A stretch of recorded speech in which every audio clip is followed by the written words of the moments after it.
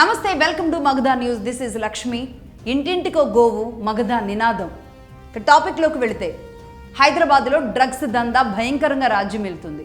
ఏ స్థాయిలో అంటే అది గల్లీ గల్లీలో ఒక రకం డ్రగ్గులు వెళుతుంటే ఇంకొంచెం ఒక స్థాయి మత్తు ఇచ్చే ప్లేసులు ఇంకొకటి ఉంటే ఇంకొన్ని ఇంకొక రకాలుగా అవి పబ్స్ అవుతాయా, లేదంటే రిసార్ట్స్ అవుతాయా, లేదంటే ఇంటికే వస్తాయా, ఏ రూపంలో అయినా సరే డ్రగ్ మీ చేతికి అందాలి, డ్రగ్ మీకు అలవాటు ఉండాలి అంటే కనుక దాన్ని ఏ రూపంలో అయినా సరే మీకు ఆ డ్రగ్స్ని తెచ్చి చేతిలో పెట్టే బాధ్యతని అనేక మంది తీసుకుంటూ ఉన్నారు.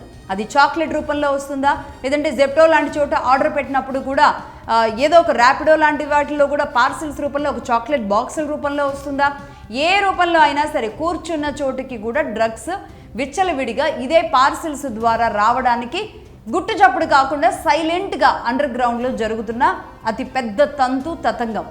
దీనిని ఈ మధ్య కాలంలో అది కాస్త ఎక్కువగా అయింది.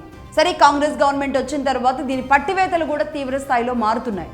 ఇది ఇప్పుడు ఈగిల్ ఫోర్స్ ఏదైతే ఉందో, ఈగిల్ టీం పనిచేస్తుంది టోటల్గా డ్రగ్స్ మీద. అంటే elite action group for drug law enforcement ఎవరైతే ఉన్నారో వీళ్ళు చాలా సీరియస్గా ఎక్కడి నుంచి ఏం జరుగుతుంది అని ఒక్కరు దొరికినా సరే వారి నుంచి ఆ మూలాలు లాగి పట్టుకునేలాంటి ప్రయత్నాలు చేస్తున్నారు.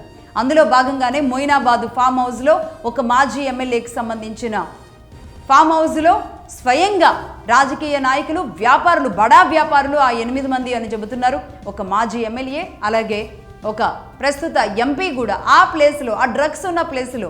సరే, వీళ్ళు పూర్తిగా తీసుకున్నారా, కొంచెమే తీసుకున్నారా, తెలిసి తీసుకున్నారా, తెలియక తీసుకున్నారా, వీళ్ళు డ్రగ్ బాధితులు అవుతారా, లేదంటే వీళ్ళే డ్రగ్ సప్లయర్సా, ఇదంతా వాస్తవం నిజానికి తెలియదు. పూర్తిగా దీనికి సంబంధించి పోలీసులు ఇవాళ ప్రెస్ మీట్ పెట్టిన తర్వాత మాత్రమే తెలిసే అవకాశాలు ఉంటాయి.